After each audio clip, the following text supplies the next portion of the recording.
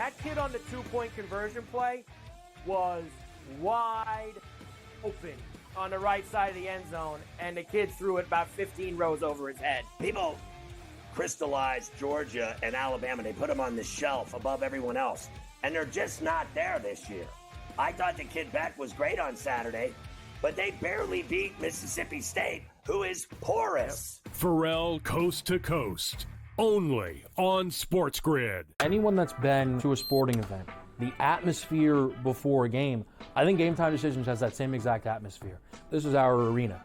This is what we do. There is going to be an energy to Game Time Decisions that you will feel night in and night out. The excitement you get when you lock your bets in, when you're figuring out what you want to do, we can zone in on the biggest games each night. I want this to be the place that people come to before the games start so they feel as ready as possible to lock in their cards. We are going to hit every single one of those markets that you need to know about. We're going to go through every single thing, and I've got a great team behind me that's going to help me get the job done. There is not going to be a better place, I promise you, than Game Time Decisions to get that new information, react to it, and be able to then bet accordingly. We will have everything at our disposal, and we will use that to our advantage. I'm Kevin Walsh. Tune into Game Time Decisions from 6 to 8 p.m. Eastern on SportsGrid.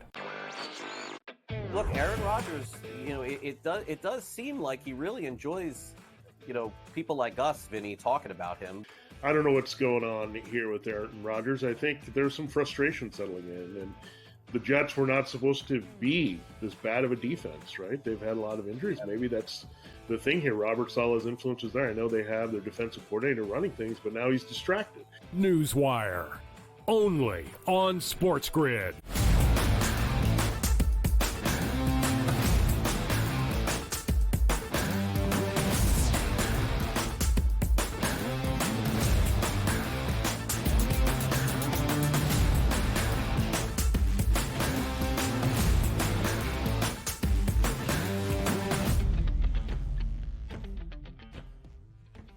Live right here on the early line, we welcome you to hour number 3, our third and final on this Tuesday, all across the SportsGrid network. He is Joe Ranieri. I am Ben Stevens. In this third and final hour, will it be the final day of the Major League Baseball season? It is game number 4 tonight inside Yankee Stadium, where New York is trying to prevail for the first time in this World Series and trying to avoid a sweep in only 4 games against the Dodgers. Can the Yanks even extend it to 5? We will preview everything you need to know for game number 4 tonight throughout this third and final hour. Craig Mish, our MLB insider, will be here in just a bit to give his assessment on the Fall Classic, and then we'll take a look at the odds in just a little bit. But, Joe, before we get to baseball, we talk some football. Week 8 in the books. Week 9. The midway point of this NFL regular season already on the horizon, just over 48 hours away. Yeah, and what better way to kick it off than with the Jets? Oh, my goodness. I mean, the schedulers of the NFL hate us, Ben, because they're forcing us to talk early week about the New York Jets once again. Disgusting. I mean, it's just like primetime New York, primetime New York. I don't need to see an aging 40-year-old do anything. If I want to do that, I go down to my local rec center. I don't need to see Daniel Jones in primetime. We'll talk about that in just a moment, because the last 2 primetime games for the Pittsburgh Steelers, Sunday night against the Jets, last night on a Monday in the Steel City against the Giants, Pittsburgh has looked really good. Wins and covers in both. The Steelers are 6-2. They have covered in all 6 wins, 4-2, both straight up and against the number as a favorite this year. But are the Pittsburgh Steelers favored to do much more than maybe earn a playoff berth? That's what we will discuss here to start off hour number 3 by hearing from you all in Fade the Public.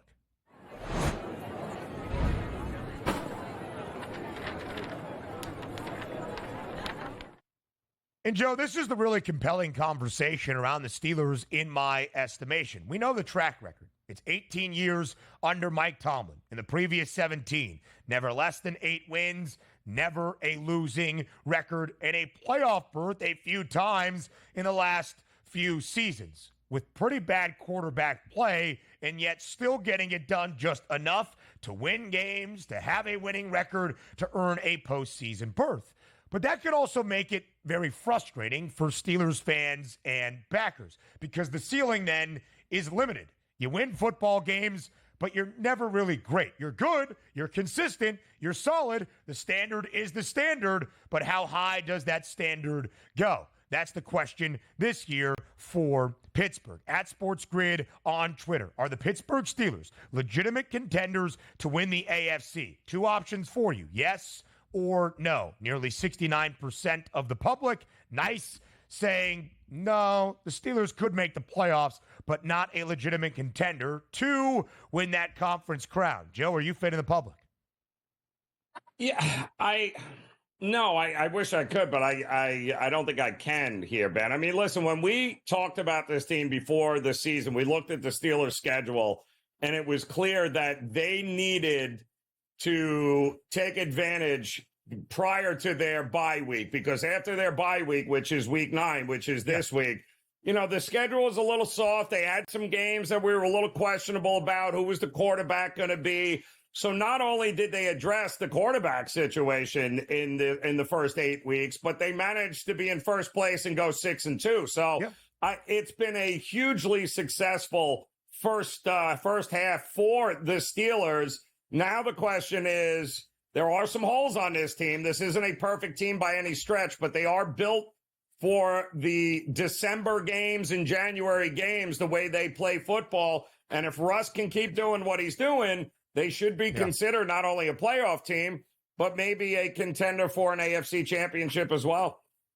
And you saw the outlook there, a $3 favorite to make the playoffs. That's really not in question, at least at this moment, nearing the halfway point. The AFC as a whole, not all that great comparatively to what we thought it might be. Just 7 teams above 500 out of 16 in the conference entering week number 9. The Steelers are in first in the AFC North, and yet the Baltimore Ravens remain the hefty odds-on favorite to win the division. Minus 185 for the Flock, despite being 5-3 and snapping their 5-game win streak with a divisional loss to Cleveland this past Sunday. But the rest of this AFC North is not nearly as good as we expected. The Bengals are 3-5. They went 0-3, won 3 of their next 4, ill afford to lose games. They did in a big way to the Eagles on Sunday. The Browns have a little bit of hope with Jameis Winston. It's going to be fun. Can a 2-6 football team really be much more than 6-7 or 6 or 7-10? Really, probably not likely here. So that also helps the Pittsburgh Steelers. Because, Joe, you mentioned it. The schedule, the second most difficult in the NFL this season. And you might be looking at who they have beaten so far and say, hey, those are solid wins for the Steelers. They're 6-2. They have covered in all 6 victories. And you're not wrong. But it does not get easier.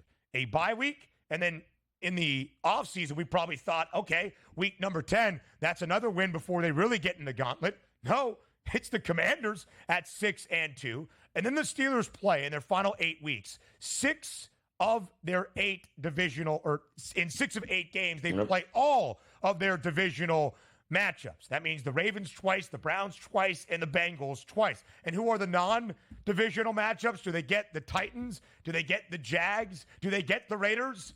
No, they get the Eagles and the Chiefs on Christmas. It is not easy for Pittsburgh the remainder of the way.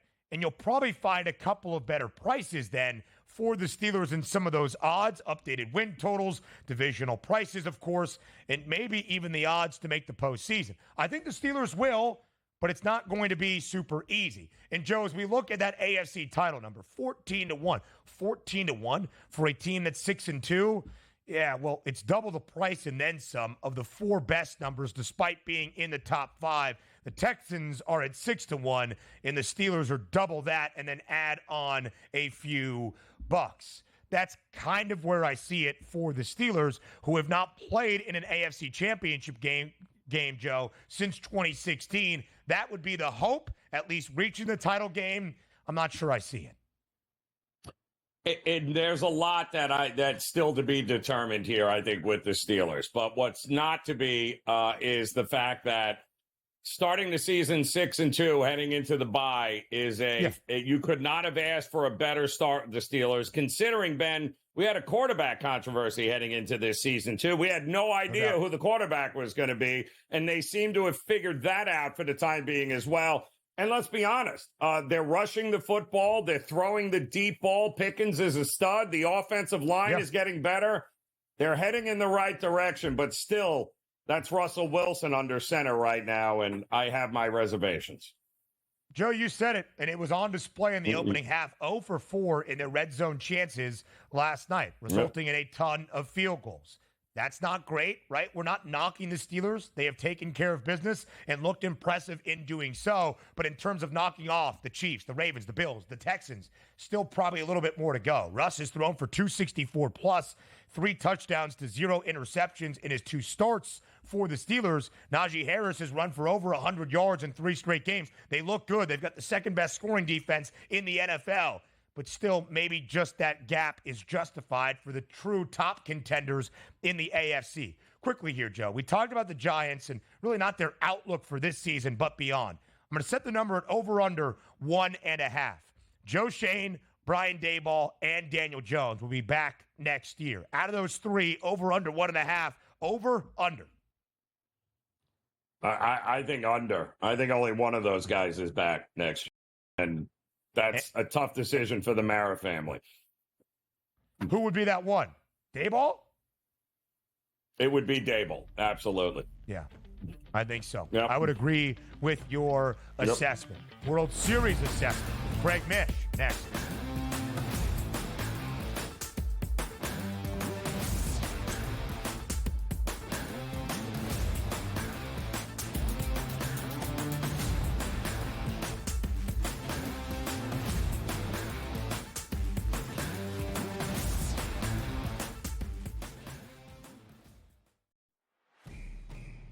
It's a new era in CFB to start off this year, put on full display. My take on this game is simple. I know some people will be upset about it.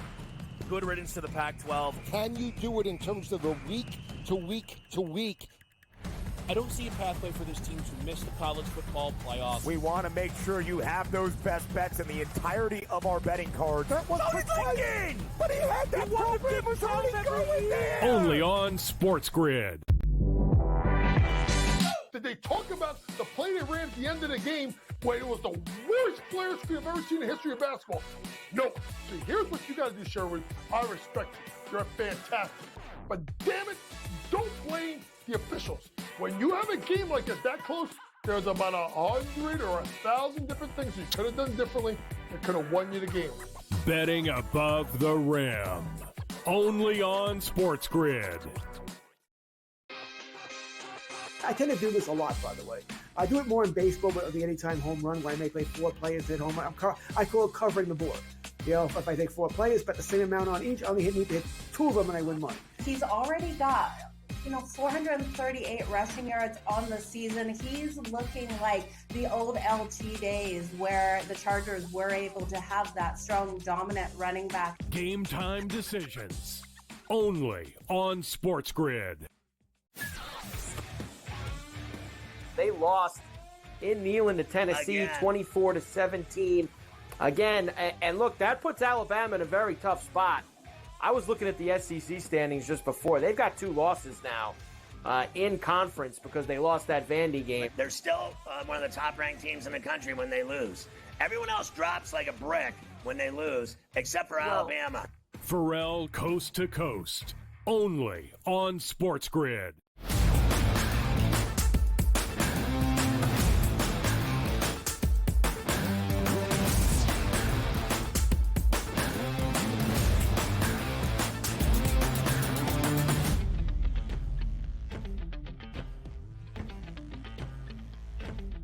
It seems as though the smile on Craig Mish's face is a little bit wider on this Tuesday morning. Our MLB insider and the host of Newswire, which starts at 11 a.m. Eastern Time, joins us here on the early line. Craig, let's just call a spade, right? You've been a little bit skeptical of the New York Yankees reaching the ultimate mountaintop of MLB this season, and now down in an 0-3 hole. You seem to have been correct. We will get your assessment on this Fall Classic and what, if anything, lies ahead after game number 4, if there even is a game 5 here on this Tuesday on the early line. We appreciate your time. Of course. And look, I, for one, would always prefer a long series, regardless of who wins or loses. But I don't think there's any question that it's extremely doubtful that we're going to get a long one here in the World Series. Yeah, it really is, based on track record, history, and, of course, the Dodgers holding a 3-0 series advantage. Could this be the last time that we round every single base during the MLB season? If it is, it was fun. It's time for the Daily Bases. Craig! There it is. Got to involve Joe Lisi one last time if it is, in fact, the final time. Craig, let's go back to Game 3. The Dodgers win 4-2. Freddie Freeman, yet again, the hero, a 2-run home run in the top of the first. Walker Buehler has been absolute nails since the second inning of Game 3 of the NLDS against San Diego. He has pitched 12 innings of shutout baseball. But, Craig, with what you saw in Game 3, was it indicative? Did it represent what you thought could be the key differences here in this World Series between LA and New York? Yeah, I give the Yankees a lot of credit. All season long, I thought they were, pretty fraudulent. A couple of really good pitchers, couple of really good hitters. Made the Jazz trade to sort of ignite the clubhouse, which it did for a while. But if you watch the Yankees this season, what you're seeing right now is indicative of what we saw at least twice, probably 3 times. And by the way, last year too, where there were these pockets of times where they just really struggled to score runs. I guess the only difference is that when that happened, Judge was hitting at that time, and I think it's exacerbated now because he's not hitting and it's happening too. Judge hit all season long. So what's happened now is you're seeing what happened in early April and then in June and then in July, and then now it's happening again where they've just been an all-or-nothing team offensively. There were some signs of this against Cleveland. Remember, Cleveland was probably the least opportunistic team to play against them in the postseason. They had the bases loaded several times, 1 out. Yankees kept getting out. If you play those games over and over, I think Cleveland has a better result. But I give the Yankees credit for getting this far. I think it's a flawed team, Ben. And in order to change things up, they're going to have to add some offensive pieces this offseason to avoid this all-or-nothing result. Craig, I gotta ask you, because I find people are still scratching their head. How could Giancarlo Stanton have been overall if he had stayed healthy throughout his career? Because does this shock you at all? Like, he is the best hitter that the Yankees have right now. Him and Soto, without them, forget it. They wouldn't even gotten here. But why does he, in your opinion, show up in October when other guys can't for some reason? Yeah, I mean, look, Joe, it's a fair point to ask, but I think it's a really easy question that you're asking me to answer, which is he is just like a lot of other players with that. I mean, maybe there aren't exactly like that body type, Joe, but the best example that I could give you is, and again, steroids aside, you can ask me if Jose Canseco wasn't on steroids and wasn't hurt like 80% of the time for the last 10 years of his career, what would he be? Players like this with that big body type, Joe, the legs just go, man. Like, they go a few years in. And after Stanton won the MVP and he got traded from the Marlins to the Yankees, it was a really steep decline. He's always had that power. He continues to have that power. But you saw last night, can't even run really anymore from third to home. So I think that through history, Eric Davis is another great name. He played for the Reds for a long time. Once the legs start to go, and those big muscular body types start to fail, it's over quickly. They have a really short shelf life, most of them. Stanton is really an outlier, Joe, to be honest with you. Like, he's had probably better a career than I thought he was going to have, especially if you look back the last few years with all the injuries. Has been clutch in this postseason, no doubt, for the Yankees when they have been devoid of much offense outside of Giancarlo and Juan Soto. So, Craig, game number 4 is tonight. The Dodgers are a slight money line underdog against the Yankees. No starter named or opener named just yet for LA. On the other side, it will be Luis Gil getting the start for New York. You look at game 4, you look at the series odds overall. It's probably not a question of if, rather just when. Do the Dodgers sweep the Yankees in the 2024 World Series, or will we at least see a fifth game? I don't think so. I think it ends tonight. I think that in sports in general, there's, always the saying, if you're not sure, just let the trend be your friend. And the trend is the Yankees aren't hitting, the Dodgers are. Doesn't matter who the Dodgers pitch. They're getting the Yankees out. Bullpen guy, Buehler, Gratterall, doesn't matter. If the Yankees were to wake up tonight, Ben, as an example, and score 6 runs, I could see a path to getting to 6 games. But what have you seen in the first 3 games beyond game 1 with Nestor Cortez needing an out? What have you seen from the Yankees that leads you to believe that all of a sudden tonight is going to be the night? I don't see it. So I think it does end. And again, great season for the Yankees too. I have absolutely nothing negative to say. It's just at some point they're going to have to get, it's not that they need more players like Jazz. Like, I'm not saying that, but more players to get on base. And when the big home run hitters don't hit, score some runs otherwise. They just don't have a lot of those guys. So, Craig, when it goes final, we'll celebrate the Dodgers. But I just want to ask this as a quick follow-up. If it is an embarrassment in the World Series, and certainly on track for that, there will be some in the Bronx looking for something new. Will there be changes to the Yankees organization this offseason? I don't think so. I think that you celebrate winning a pennant and getting to the World Series. You've seen changes with a lot of the teams that did not qualify for the World Series across the board. But me personally, I say no. I say the Yankees run back. And then the Juan Soto sweepstakes begin this winter. Craig Mish, we appreciate it. We'll have more of the early lineup next.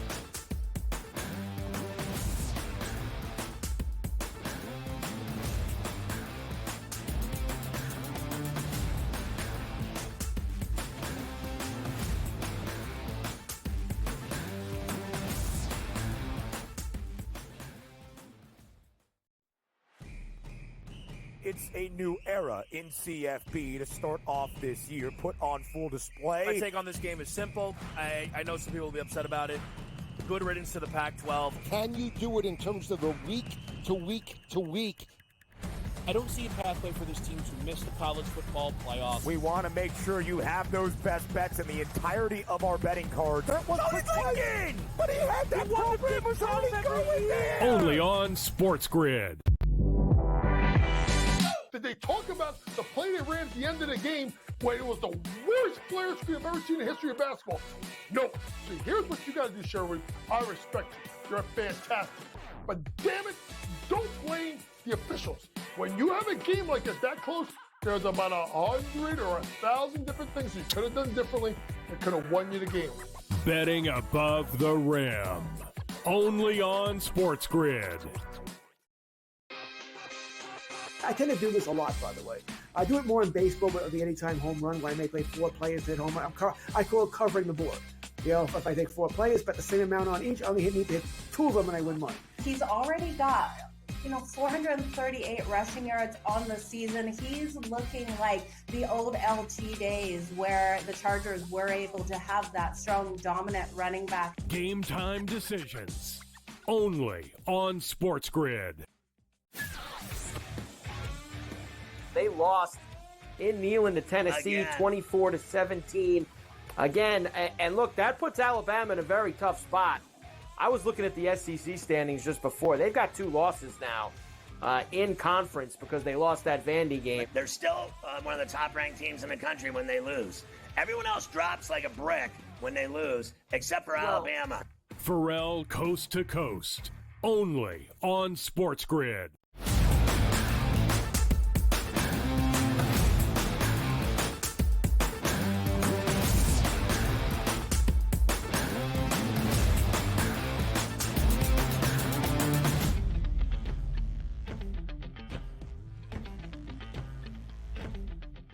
Live right here on the early line on SportsGrid, we have some action in the association on this Tuesday. He is Joe Ranieri. I am Ben Stevens. Counting all the games we have tonight, quadruple header, that would be 4, including a Western Conference Finals rematch in the Twin Cities between the Timberwolves and the Dallas Mavericks. 5-point spread in favor of Minnesota as they host the Mavs. Of course, it was Dallas winning the Western Conference in a trip to the NBA Finals against the Boston Celtics a year ago. Total, Joe, 221 and a hook. The Mavericks did play last night at home against the Utah Jazz, winning by 8, 110-102. So second leg of a back-to-back for Dallas, a change of venue, even with the anticipation of this WCF rematch. How do you break it down tonight in Minneapolis?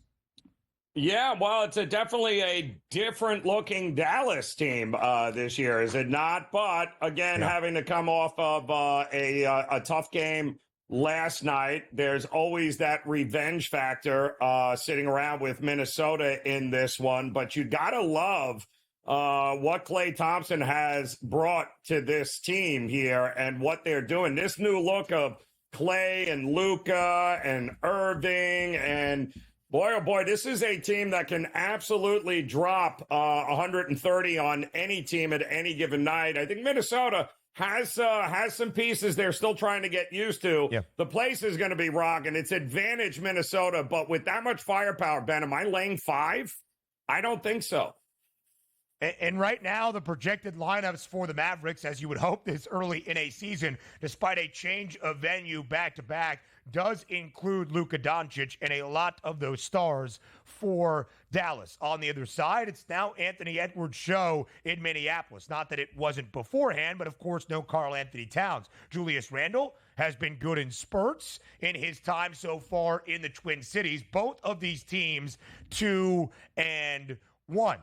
Dallas under in 2 straight. Minnesota under in 2 of 3. The only over for the NBA's most efficient defensive team a season ago, that being the Timberwolves, came in their only cover of the season in their second game of the year. Again, 26.5 is that points prop for Anthony Edwards. We do have the number out for Luka Doncic as well, 29 and a hook. Klay Thompson has been good so far during his time in Dallas, 15.5 his points prop tonight. Yeah, well, again, he went 5 of 22 and 1 of 9 from behind the arc last night. And the idea that you're going to get that back-to-back from Luka is... bounce back. Yeah, no. Yeah, it feels like it's a bounce-back spot. Plus, Luka's not going to want to be bullied. Luka's not going to be interested in hearing about how the Timberwolves want to grab their revenge. Like, grab this. He's not going to be interested in that at all. Wouldn't shock me at all if he, in fact, maybe a little peek ahead here, looking to in a spotlight game at 7:30 tonight. Maybe looks to kind of bounce back in a big way. I'd only look at the over props for him here. Again, when you have seen Klay Thompson so far in Dallas, 18 points in all 3 games at bare minimum. He has buried at least 4 threes. For Klay to hit 4 threes tonight, even money plus 100. Now let's go up to Golden State, our 4th and final game on this Tuesday night quadruple header in the NBA. The Dubs, home underdog ever so slightly against New Orleans. The Pels, a road favorite because no Stephen Curry on the other side for Golden State. Suffered an ankle injury, which has been an issue throughout his NBA career over the weekend. Not expected to be super serious or miss a significant amount of time, but no Steph tonight for Golden State. Yeah, which, and it's unfortunate, too, when you think about it, too, because DeJounte Murray for the Pelicans breaks his hand in the first game here. Then you, of course, but you still got, you got Zion, you got CJ McCollum, you got Brandon Ingram. They still have enough firepower on this team. I don't trust the Warriors without Steph Curry in any way, shape, or form. I do think New Orleans, this is a game they can and should win probably rather easily. When you look at Golden State last year, they were awful at home in San Francisco, better on the road. The year prior to that, awful away from San Fran and lights out in Golden State. The Pels have already played a back-to-back, well, not quite a back-to-back, but in the same venue, 2 games in 3 nights against the Trailblazers. Won at the buzzer against Portland, lost by 22 against the Blazers over the weekend. This is their first time against they played Chicago and twice against Portland. Interesting kind of elevation in terms of what they'll do. And they play Golden State on back-to-back nights again. What a weird Again. schedule for New Orleans to start off this year. Very weird. Very strange. Yep. We'll talk World Yep. Series baseball next.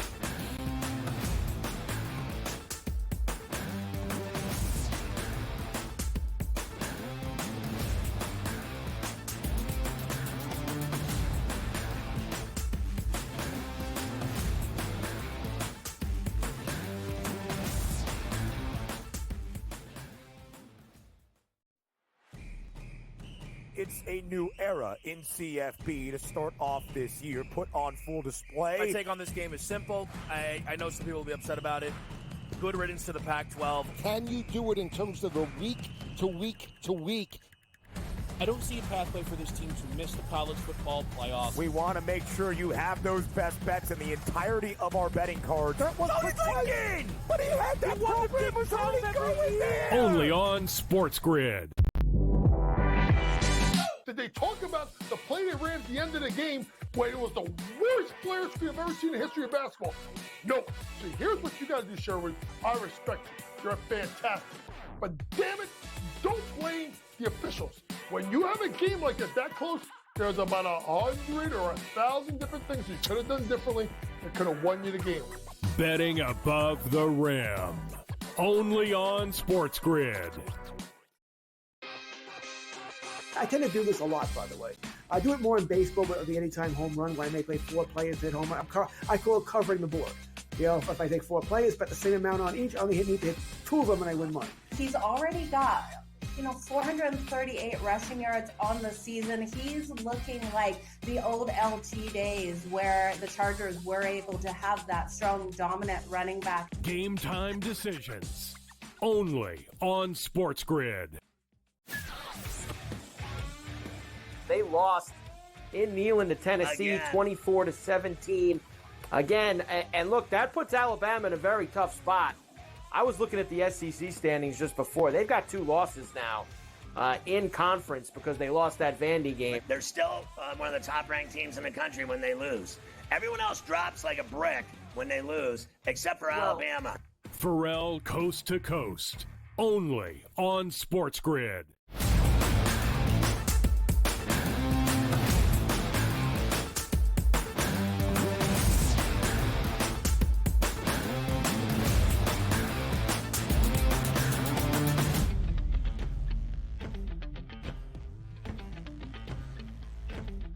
Game number 4 of the World Series tonight in the Bronx. Can the Yankees stave off elimination, avoiding a sweep and force at least a Game 5? Or will the Dodgers win championship number 8 in its franchise history with a clean sweep of the Yankees in only 4 games in the 2024 World Series? Here are where the odds stand at this moment. The Yankees, a home favorite tonight inside Yankee Stadium. Luis Gil gets the start for New York. Still TBD for the Dodgers. We expect an opener. We'll dive into the potential names in just a second. 8.5 is the total. Based on regulation, Joe, all 3 of our games have stayed under this number. It was Freddie Freeman's walk-off grand slam in the home half of the 10th on Friday night in game number 1. That pushed us to the over of 8.5. But, Joe, it's a very simple question, really. Will the Yankees get swept or avoid the sweep tonight in game number 4? I don't know, but it feels to me like forget the side. It feels like the total is the way to go in this game here. But they've scored 7 runs, the Yankees, in these 3 games, right? The Dodgers have only scored 14, and 4 of those came on, you mentioned it, the Freeman grand slam there in the extra inning. So it's not like with all the studs and firepower we got in these lineups, that's not a whole lot of runs here, Ben, at all. And we're still hovering around, 8.5? And if you're figuring the Yankees are not going to figure it out tonight against the bullpen because they haven't figured it out in the first 3 games, then how in the world are we getting 9 runs in this game? The Yankees, it's going to be all hands on deck regardless because this is the series. So they're in must win. It just feels like the under, no matter what, is going to be the way to go. Because even if the Yankees are to win, they're going to have to hold the Dodgers lineup and keep these guys off the base pass, and they're going to have to limit the runs here regardless. So I think the under is the way to look in this one. Yeah, and listen, it will be a bullpen game for the Dodgers. We have seen them do that various times in this postseason in pretty critical moments. Of course, you first look at what they did in game number 4 in San Diego against the Padres, when everybody thought, this Dodgers team is in danger of getting bounced in the DS once again for the third time in the last 6 years by San Diego. Dave Roberts turns to Ryan Brazier to open things up. He uses 8 arms, and the Dodgers, of course, blank the Padres, win game 4, win game 5, and now here we are into the World Series with LA just 1 win away from its 8th ever World Series championship. Of course, there is the sweeping precedent here in the World Series. This will be the 23rd time in a best-of-7 World Series a team has taken a 3-0 series advantage. In the prior 22 3-0 series leads in the Fall Classic, 19 have ended in a sweep. Only 3 have even reached a 5th game. Never have we gone past game number 5. In fact, the last time even a 3-0 series lead happened that extended to a 5th game, the 1970 World Series. 9 times since, it's been a clean sweep. Have the Yankees ever been swept in the World Series? Yes, 3 times, way back in 1922, 1963 against these Dodgers, and 76 against the Cincinnati Reds. So we're not entirely sure yet, Joe, who is going to open the game for the Dodgers. Michael Kopech was in there at the end of game number 3, gave up the 2-run shot to Alex Verdugo in the home half of the 9th. Ryan Brazier threw a full inning. He has often been the guy to open for LA. We do know who is starting for New York. It's the rookie in a very significant spot, trying to keep his club's season alive. That is Luis, our guy, don't call him you-know-what, heel on the hill tonight inside Yankee Stadium. Joe, he did start game number 4 of the ALCS against the Guardians, was fine. 4 innings of work, only 3 base knocks, 2 earned runs. What can we expect out of heel in the biggest spot of his young career tonight against Los Angeles? But, you mentioned that start against the Guardians, Ben. That's his only start since September 28th. So he's Correct. pitched once in a month.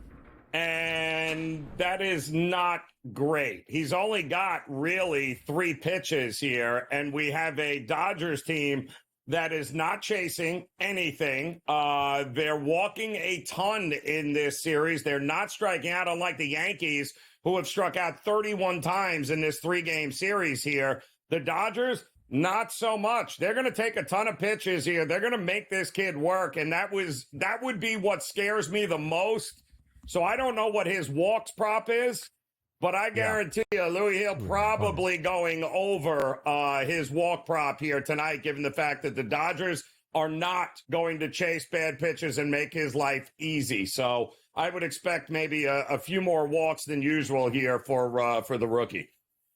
Yeah, so I don't see a walk prop out on FanDuel, just the strikeout prop, of course, for Luis Heel. Part of that could be because the Dodgers have not named their starter, their opener tonight, so FanDuel hasn't released all of that. Not even an outs prop yet for Luis Heel in this game. He is walk prone. You saw some of the numbers that he had made throughout his rookie season. In the opening game of his playoff career against the Guardians in Game 4, he did register 3 walks. That was really the issue, Joe, last night for Clark Schmidt.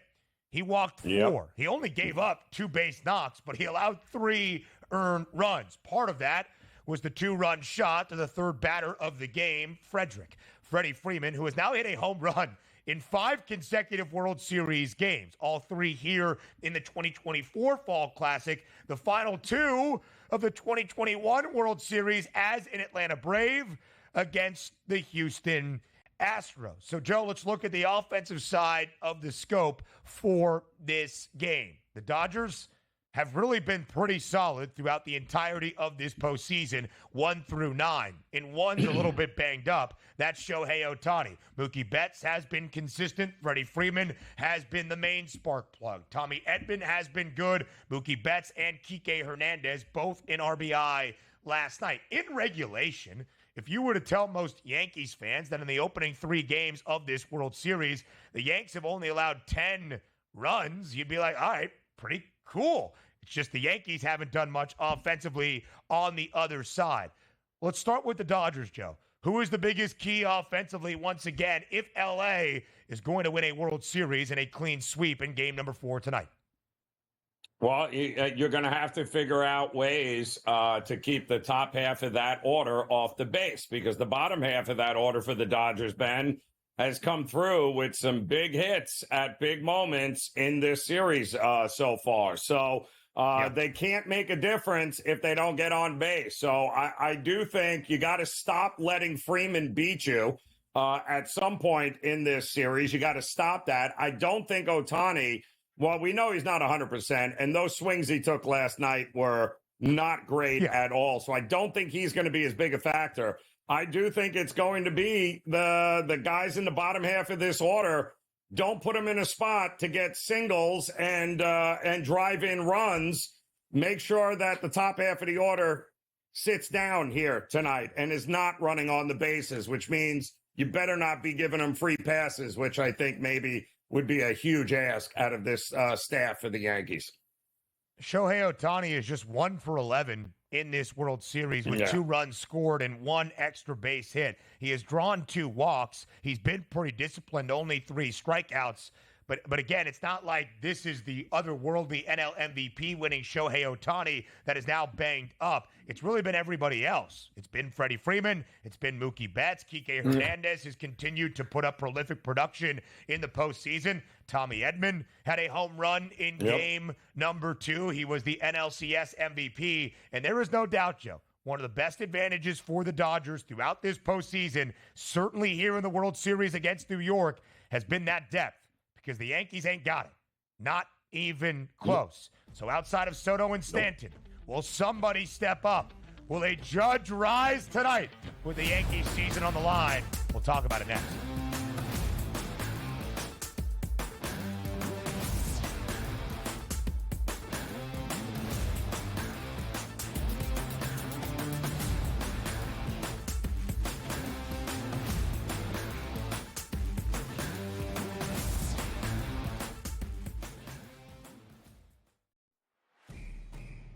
It's a new era in CFB to start off this year, put on full display. My take on this game is simple. I know some people will be upset about it. Good riddance to the Pac-12. Can you do it in terms of a week to week to week?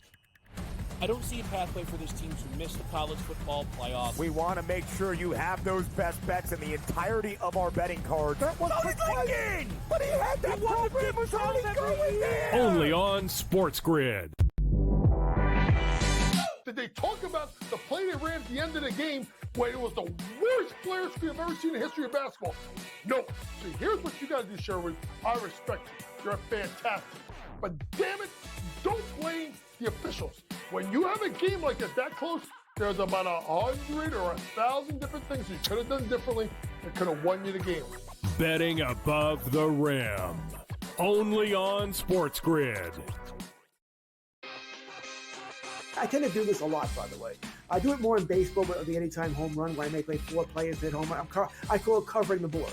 You know, if I take 4 players, bet the same amount on each, I only need to hit 2 of them and I win money. He's already got, 438 rushing yards on the season. He's looking like the old LT days where the Chargers were able to have that strong, dominant running back. Game time decisions. Only on SportsGrid. They lost in Neyland to Tennessee, 24-17. Again, and look, that puts Alabama in a very tough spot. I was looking at the SEC standings just before. They've got 2 losses now in conference because they lost that Vandy game. They're still one of the top-ranked teams in the country when they lose. Everyone else drops like a brick when they lose, except for Alabama. Pharrell Coast to Coast. Only on SportsGrid.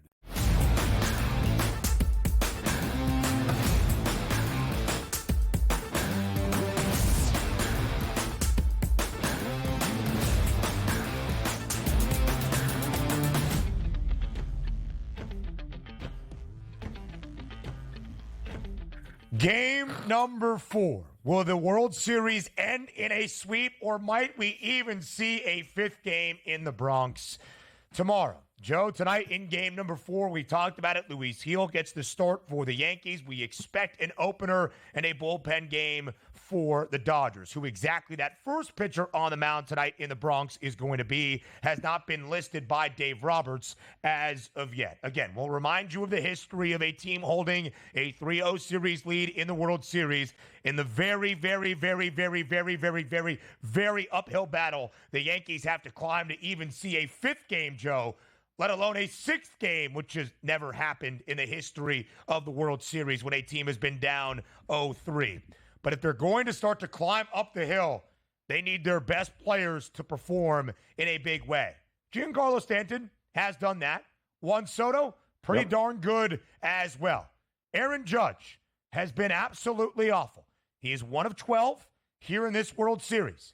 He has 7 strikeouts. Aaron Judge in this postseason is 6 of 43.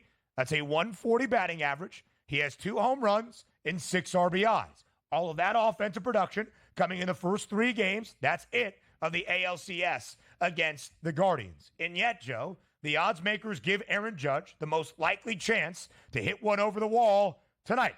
It's plus 250. I'm not going to ask you if it's worth cashing that ticket. What I will ask you is this. What do the Yankees finally need out of Aaron Judge if they're going to stave off elimination and avoid the sweep tonight in Game 4?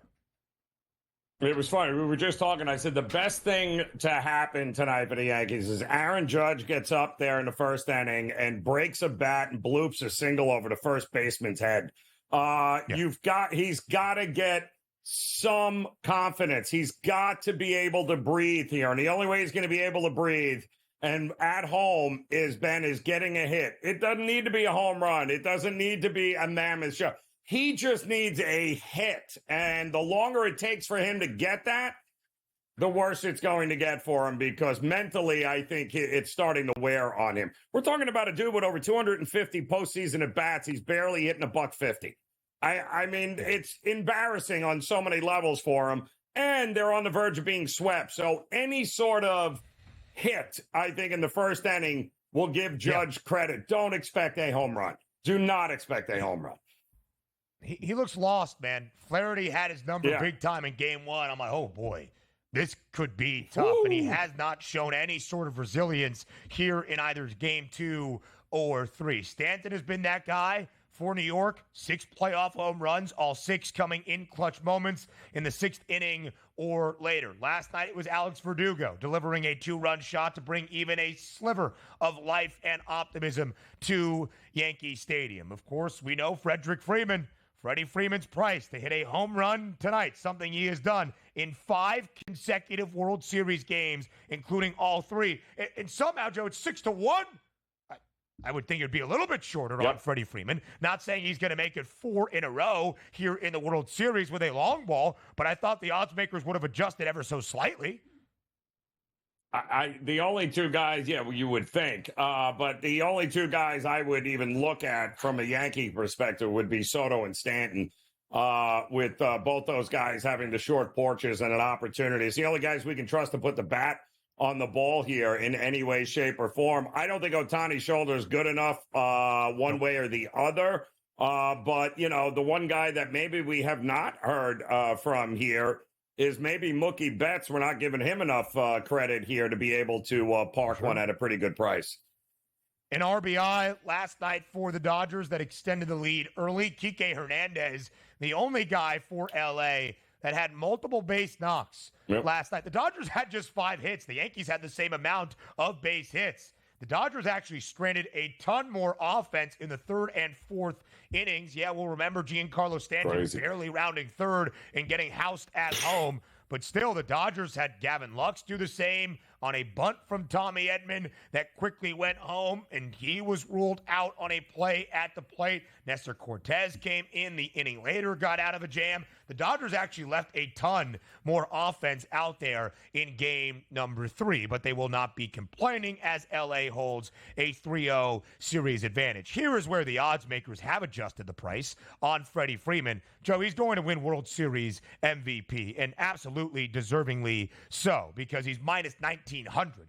Minus 1,900 right now. You can take a flyer on Stanton or Soto if you think the Yankees pull off the improbable, something we have only seen once ever in the history of MLB, best of 7 series, and the Yankees know that all too well, I guess. Maybe you could take a flyer on another Dodger, perhaps, if this gets extended to 6 or 7, and the Dodgers still end up on the winning end. Don't see that happening. And here is why I do not see that happening, Joe. Again, this is the 23rd time in a best of 7 World Series one team has held a 3-0 series advantage. In the previous 22, 19 have ended in a sweep. Only 3 have even ever made it to a 5th game. Never have we seen a team hold a 3-0 series advantage and even have to play a 6th, let alone 7th game. So, Joe, it's a question of not if, but when. And I'm really starting to feel like it's tonight. I know the Yankees have the hope. I know the Yankees are the favorites.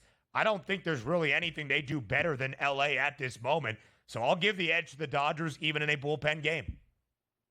Listen, the options even for the bullpen are not great for the Dodgers here tonight in a closeout game. But when you're up 3-0, Ben, you give yourself a whole lot of room for error, don't you? And given the fact that we've just not seen any signs of life from anybody not named Soto or Stanton in this lineup, it's very hard to look towards the Yankees. But, you know, it is Yankee Stadium. It is October. This is where legends are made.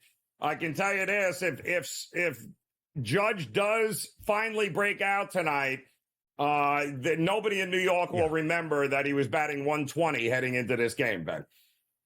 Until the end of the World Series, if they do fall in 5. But to Joe's point, we're going to have plenty of time throughout the rest of the week to talk about the overall season outlook in review. The Dodgers expected to win a World Series with everybody they invested in this offseason. They're 1 win away from doing just that. The Yankees fall short, but at least they have won the pennant for the first time in 15 years. We'll talk about the season overall at a later date. College football tonight, next.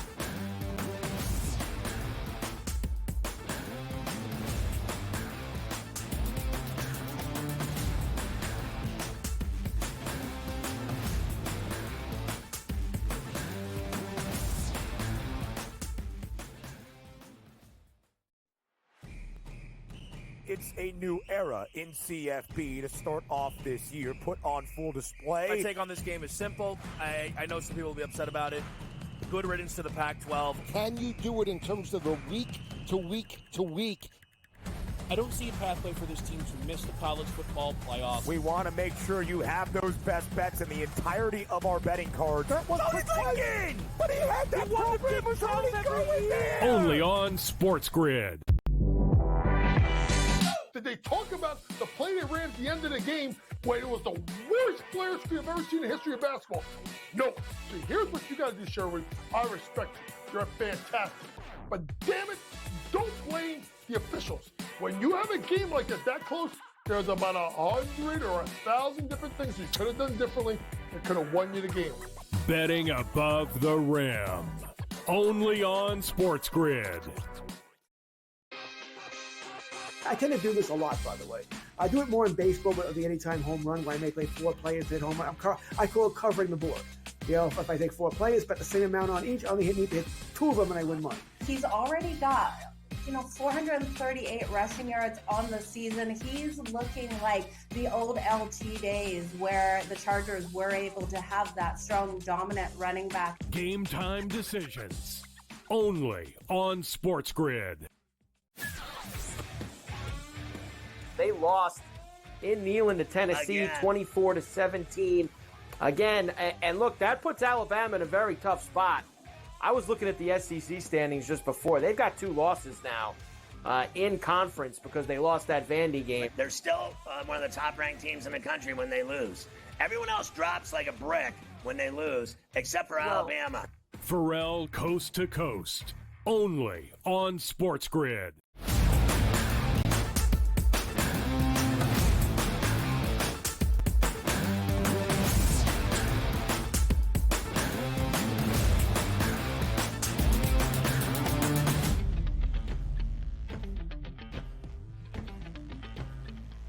It is week number 10 of this 2024 college football season. Again, we have pointed this out many times. 55 consecutive days of an NFL or college football game means Tuesday football. Midweek action returns exactly 1 week from tonight, but it's been CUSA Tuesdays.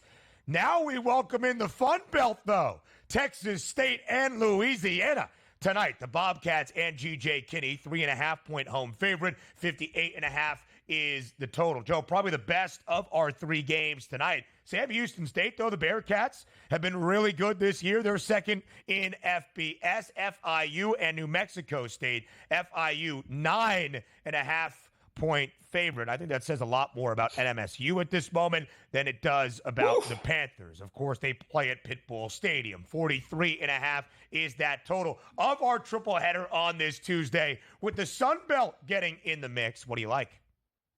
I like the Louisiana Raging Cajuns here at Texas State. I mean, their only loss of the season, Ben, came against Tulane. I believe that was 41-33. They even outgained a pretty darn good offensive Tulane team by nearly 60 yards here. I think they have a win over Wake Forest. They're 3-0 already in league play, and call me crazy. I see them being a pretty tough matchup here for a underperforming Texas State team, who everyone thought was going to be one of the best in this division. I don't know. They gave one away against Sam Houston State. They lost at home to Arizona State. They let another one get by against Old Dominion. They got boat race last week. I think Louisiana is a top 20 offense in this country. I think they're going to be able to put up a ton of points. I like them getting points, and I also like the over, Ben. I can see this one being a fun one tonight. Over in the first 4 games this year for the Bobcats, that is Texas State. A push in Game 5 and under in 2 straight. Texas State as a favorite this year, every single game. And against FBS foes, Joe, that's now 6 times. They are 3-3 against the number, but also 3-3 straight up. So if they win, they're probably going to cover, but they might not win this football game. And Louisiana, Joe, has quite some pedigree. They're perfect in the Sun Belt. After the loss to ODU, Texas State 2-1 in conference play. The Sun Belt is the only of our 9 FBS conferences that still uses divisions, something to note. And when you look at the Raging Cajuns, Ranieri, that's a team that has an underdog just twice this season against Tulane. Did not cover, only getting 1.5 points. Perhaps that wasn't the correct spread and would look a little bit different because the Green Wave have been really solid this year. Still lost that game by a single score, just 8 points. They beat Wake Forest. They beat Wake Forest in Winston-Salem as a 3-point underdog, 41-48. And to your point, Joe, about that total, just 2 games, right? Small sample size for Louisiana as an underdog this year, but both of those games have gone over.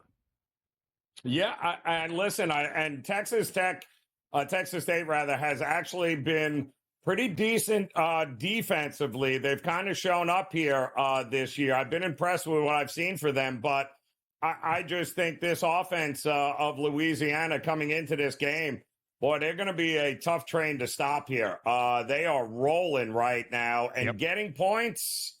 If both defenses are about equal and I get a better offense on the road, catching more than a field goal, I'll take it all day long, Ben. Right now, both of these teams play in the Sun Belt West Division. Louisiana has the best record overall in the conference at 6-1. The Raging Cajuns, the only team that is perfect in conference play in the Fun Belt. Huge game tonight on a Tuesday. You wonder with some of these Tuesday and Wednesday games, Joe, is this a fishy line, right? We're highlighting all that Louisiana does despite being on the road. Are they the right side? You wonder if the odds makers have the Bobcats booked as a favorite because it is fishy, or it's just the power ratings that are flawed here because it doesn't get all that attention. Now, Louisiana Tech has played some competitive games the last couple of CUSA Tuesdays and Wednesdays. Sam Houston State, really not a bad team. Should be an exciting night on this Tuesday. Triple header of action. And again, a big one in San Marcos between Texas State and Louisiana.